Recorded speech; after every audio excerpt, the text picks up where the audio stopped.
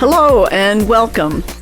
Thank you for joining me on the Gift of Need podcast. I'm Jude Trang. This podcast explores the intersection of life's needs, the growth and mutual support that is born from the belief that our needs are not burdens but gifts. My husband John is joining us today. Hello. John is a pharmaceutical scientist, a musician, father, grandfather, all-around great guy I've been married to for a long time. And Linda Bale, who has been with us before. She is our friend and soulmate. Linda has so many gifts that John and I have needed over the decades that it would be hard to know where to begin.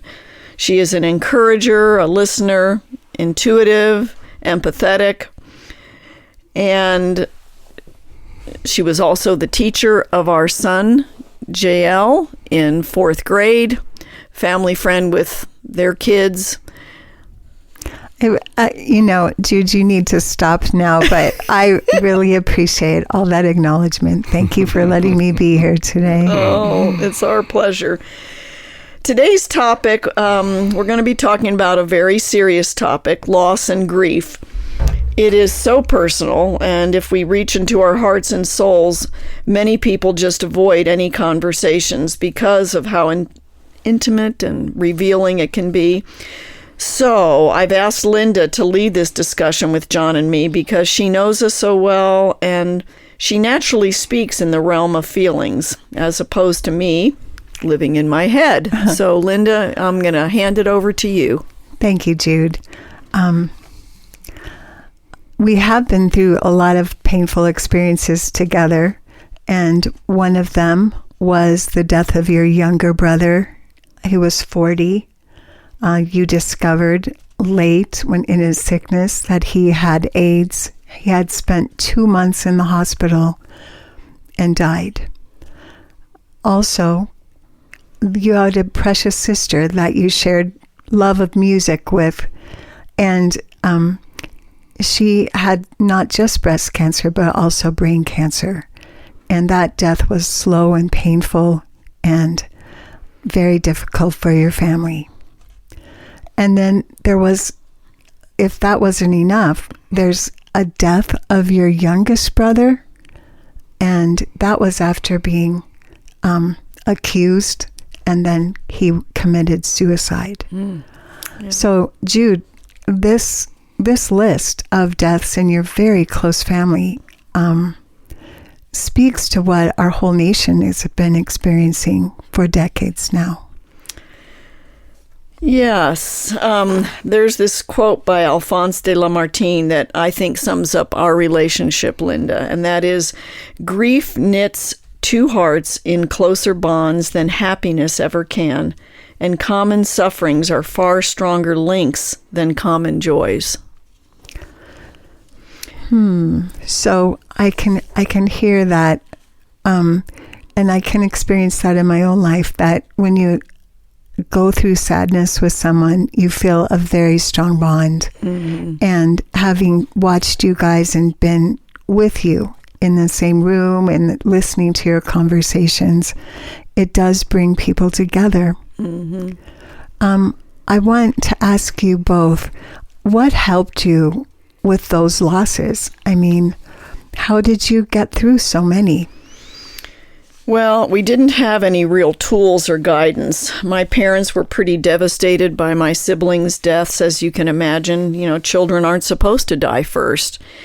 But their generation just faced what had to be faced. You know, they were pretty silent. They leaned in heavily on their faith.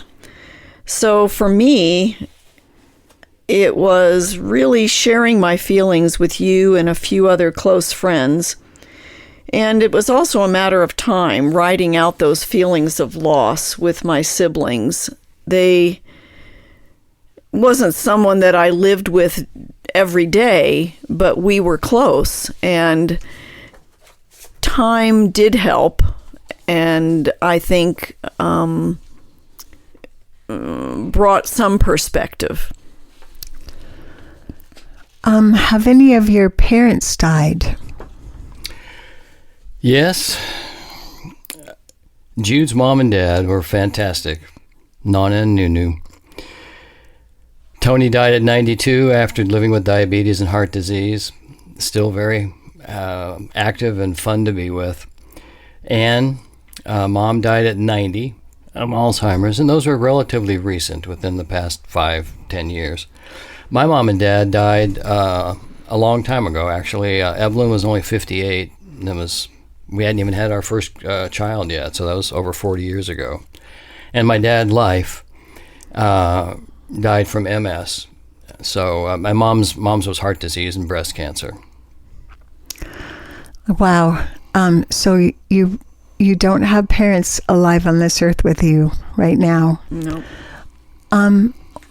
When you experience the death of your sibs and then the death of your parents, was there a difference? Yes, definitely. You know, as I said, parents are supposed to predecease their children in a perfect world. I mean, wars and things have always changed that. But normally, but our parents lived, full lives. They had children and grandchildren. They had their values and their faith. We missed their presence, but our lives were not shaken. With our siblings, the deaths were definitely too soon. They were all preventable deaths, but even that, those were definitely different. Parents, we miss our parents, but we didn't have a lot of grief. It just was, we had good memories, maybe because we had good relationships with them. Mm-hmm. Yeah, my mom, Evelyn, we wish she could have lived to see our grandchildren. That would have been the nice thing because, as I said, we hadn't even had Johanna yet. So for my dad, we were sorry that he had so many years of disability. His big thing is he didn't want to be a burden on anybody. So in a sense, his death came, as many older folks' death, that he was 84, I think. And it comes as a sense of relief. But with no indication or no thoughts that life had been unfair to him. He'd had a rich, full, really wonderful life. Mom, too. Yeah. Okay, so, but there's another death, one that is way closer to you, and so even hard to talk about and even say out loud, but your 25-year-old son, John Life, JL, died in 2014. And to date, that's only 11 years ago. So it feels like a lifetime, and then it just feels like yesterday. Mm. So can you talk to me about the difference of that death compared to the others? Well, children are a part of us in a way that no one else is. They come from our union as a couple. They're a new creation by us, right? Unique combination. A little science lesson. I was looking at DNA. Again, I'm interested in all the facts and things. So we're connected to our siblings through the DNA of our parents. Although we share 50% of our parents' DNA, it's a random selection from their genes, so we don't share the exact half. But with our children, they are 50% of us, which is why, that's just a physical reason. And Elizabeth Stone said, making the decision to have a child is momentous. It is to decide to have your heart go walking around outside your body. Wow. So with JL's death, our most vulnerable part was injured, and I would say almost fatally. Wow. Wow. Oh. So it sounds to me like you were not equipped to deal with his death as you were with the others. No, you would have thought that with my siblings especially that it would have prepared me, but no. Oh, wow. Not really. I think especially the suddenness and the inability to say goodbye was a totally different experience. And because he died of an overdose, and that was sudden. As I recall, that period of time, we were rejoicing because it seemed like he'd come off a rehab and was starting a new location. he had a lot of hope, and having that sudden death after that made it, I think, even worse. I always talk about him having been squeaky clean. And this has happened in many times during his struggle over the 10 years. But that particular spring of 14, he was himself. He was our son, and connecting with his little nieces, and it was just a joy to see his life. Mm-hmm. You know, thankfully, we were introduced to the book by Elizabeth Kubler-Ross and David Kessler on grief and grieving, finding the meaning of grief through the 5 stages of loss. Because, as I said, we were not trained or even had anything modeled for grief or mourning from our parents' generation. And so one of the comforts of reading that book was knowing that we were normal, that these feelings that we had that were tearing us apart were not abnormal. Back a paragraph on the scenario. He had been in a sober living home that entire spring, which is a big reason for his sobriety and health. And then he needed to have all his wisdom teeth removed. And it was the wisdom of the medical profession at that time, through some of the influences of the pharmaceutical industry, of which I'm a part, that, shouldn't we just give opiates to these people for 2 weeks before and 2 weeks after? And that really kind of set John Life up. But back to this particular point, we both share a firm conviction that this world is not our home, and that the real us is not the skin and bones that we inhabit at this time, but the real us is our soul, our essence. And though we're not taught to grieve, we do all grieve, because we all experience loss. Fortunately, most of the losses in life are normal. A pet, a position, a place, even a parent. And I definitely benefited from the literature that Jude found that was available on grief. It was a gift to us in a time of intense need. But losing JL taught me that there is no right way to grieve. There's your way. And again, these insights were gifts in times of great need. They talk about denial, and to me that word is better described by saying disbelief. And it caused my mind to feel like it was playing tricks on me. There was a sense like, how could this happen? JL was in a recovery program. I just saw him the night before, talked with him on the phone, you know. It's a not wanting to face reality one way or the other, because reality is painful. So, you know, where can you go to find relief? You cannot, there's no place that you can go to escape this. Another book that a friend recommended to me was The Year of Magical Thinking by Joan Didion. And again, that let me know that the turmoil and the jumble of feelings were common, that this thought that your brain is like, you're searching for some kind of answer and some kind of relief. And something to make sense of this. Yeah, to make sense. And it does not come very quickly, I can say that.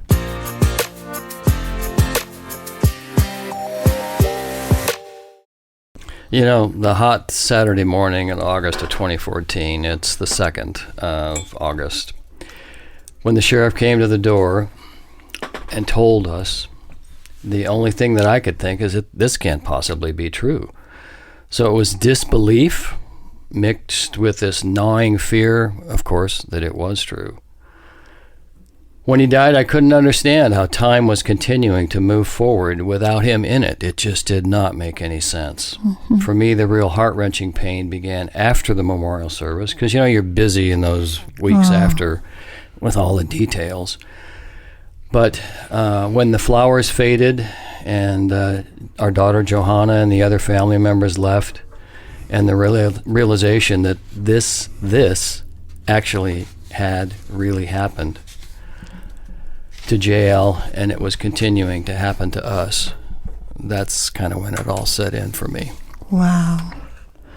Kubler-Ross talks about in the 5 stages that anger's one of those stages. Did you ever feel that anger, Jude? Oh, yeah, certainly did. And, when reality sets in, then it's like, where do you go with this? You have to blame someone. And as a Christian, we had to be selective with who we shared those feelings of anger with, because for many people of faith, being angry isn't acceptable anyway, and especially you don't get angry with God. But I have had other times in my life where when I didn't understand things, I've been angry with God, and we've had long conversations about it, and I've never felt that I could not express my anger to him because he has big shoulders. And also, what we read about in the Old and New Testaments is that God gets angry. And my feeling is, if he has those emotions and he's given them to us, they're not wrong. The emotions themselves aren't wrong. How we deal with them and what we allow may be, right? And we can get into all sorts of problems with letting anger sit and turn to bitterness. For me, I'm sure there was the anger. Well, I don't know that I really felt that much anger towards God. Primarily, I was angry at myself. Mm-hmm. I spent a lot of time, and I still do, with regrets over the things that I did, every interaction that I had with him, the things I didn't do as a father that I wished I had done, and then the bargaining with God, like, why couldn't it have been me instead of him? There's just lots of ways.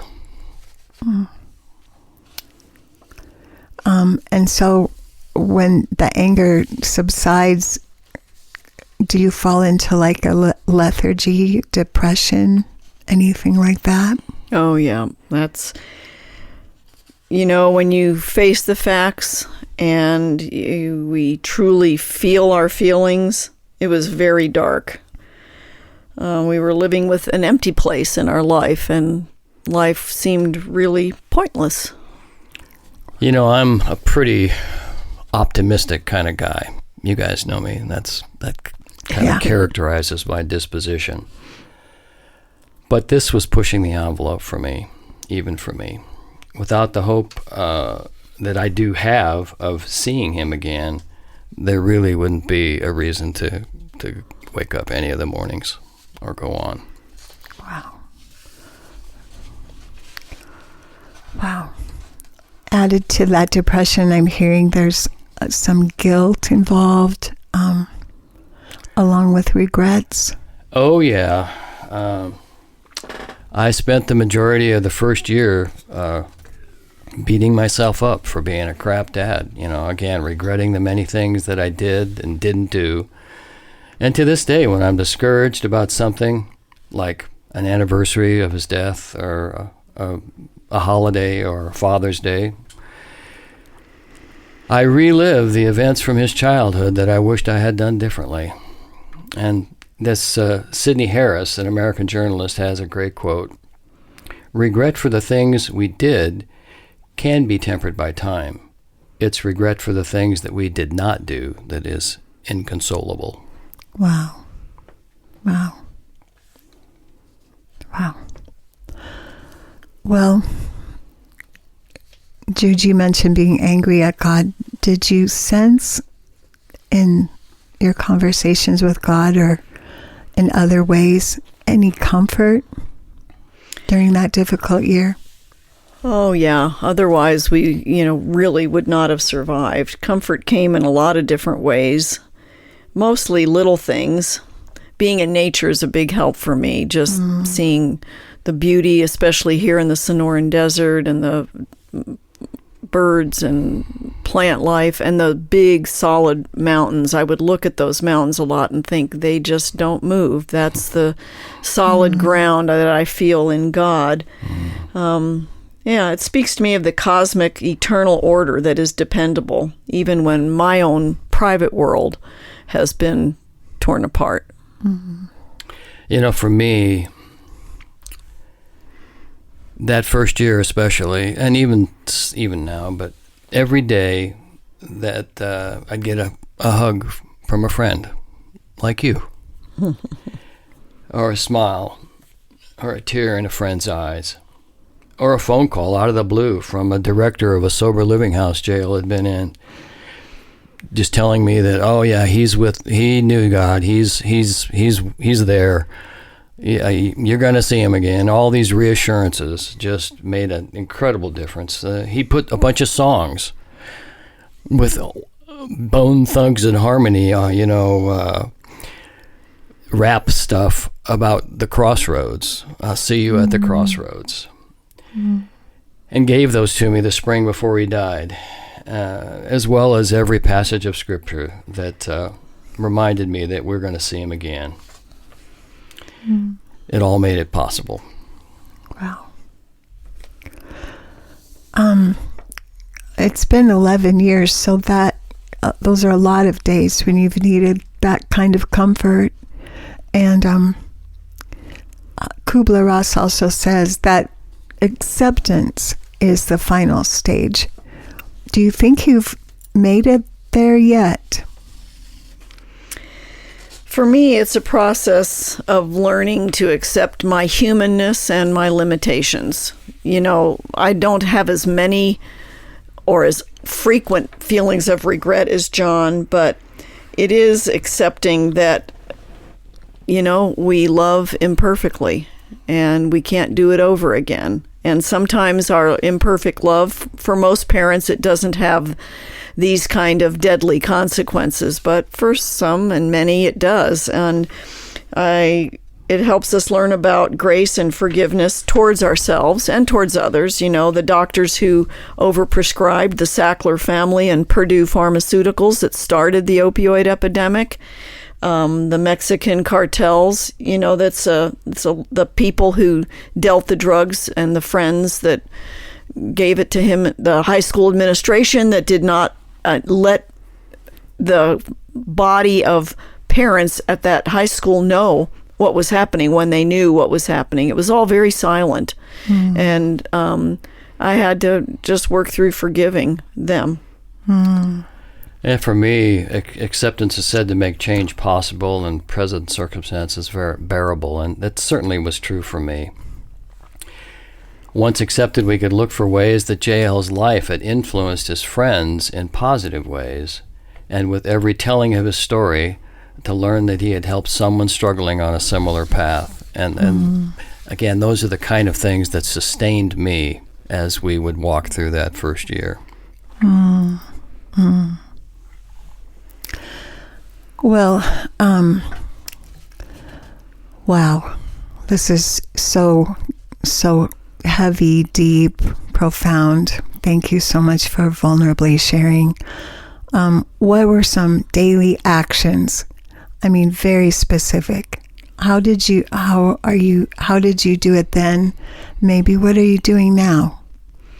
Well, a lot of people think that after somebody dies, that you should, stay home, have time to, lay in bed under your covers or whatever. But when you think about that, all that does is leave you with your own space. And there's no way to get any input or comfort or anything. So for me, other than the days that we were working with the all my nieces and nephew, and our daughter flew in from Australia, and they were at the house working on the memorial video and the service and stuff. So after that, I went back to work, to my landscape design. And of course, I wasn't normal, and people would ask me, and that was uncomfortable for me as more of an introvert. I didn't particularly want to talk about it. I just wanted to be busy, to keep my mind and my body, get my body physically tired by working outside. And yeah, that just, I could not stand to just be home alone. I mean, at night you would go to sleep and then be hard to fall asleep, but then you didn't want to wake up, because when you woke up, the reality was there. You thought well, I remember Jude saying that she was not inclined to want to talk about it with other people. It just was too hard. It would just take her right there. And for me, I had to talk about it to everybody. Yeah. The guys at Ace Hardware, okay, they heard about my son. The kids at the car wash, I looked at his eyes. Are you doing okay? You know, so the story comes out. That was kind of my approach, was just telling the story over and over again. Yeah. Well, you asked Linda about how we're going through life now when we think about JL, and I guess, you know, there isn't a day that we don't think about him. I have his little memorial section set up 2 places.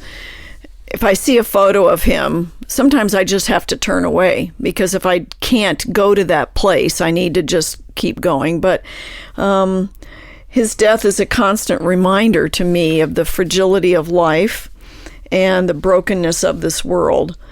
And of course, you know, except for Johanna and her family, I think it's not exaggerating to say that if I didn't believe I would be with JL again for eternity, I wouldn't have wanted to go on. The hole was that big, and the sense of failure so strong.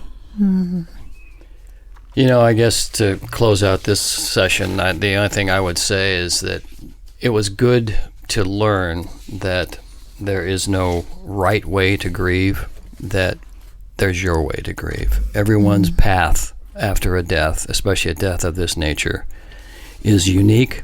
It's their own, and they don't need to worry about what anybody else thinks about how they're doing it. It's their way, and it's right. Thank you, John. Thank you. Thank you, John and Jude. Thank you for your vulnerable sharing.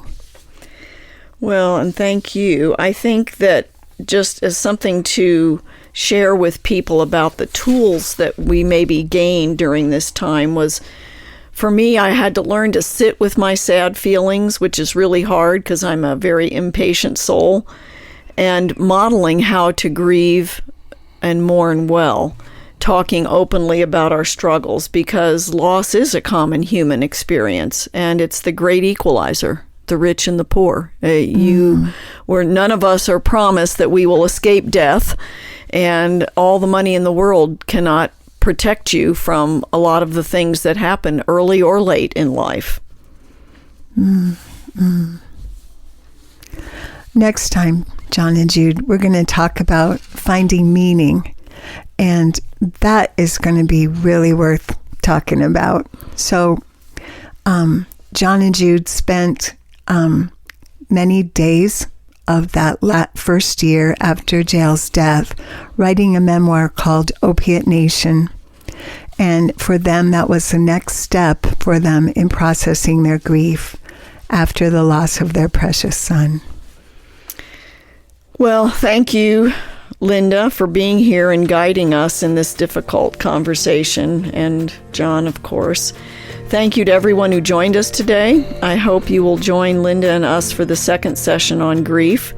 Please consider subscribing to this free podcast and my free Substack newsletter and leave a review. I'd love to hear from you. Bye.